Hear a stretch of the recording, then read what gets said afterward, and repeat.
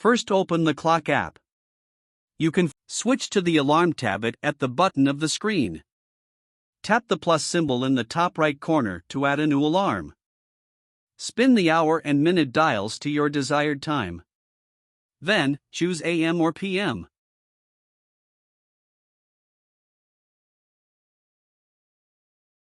You can set the alarm to repeat on certain days.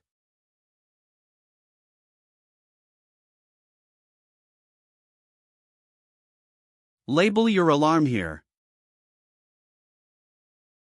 Choose the sound or vibration.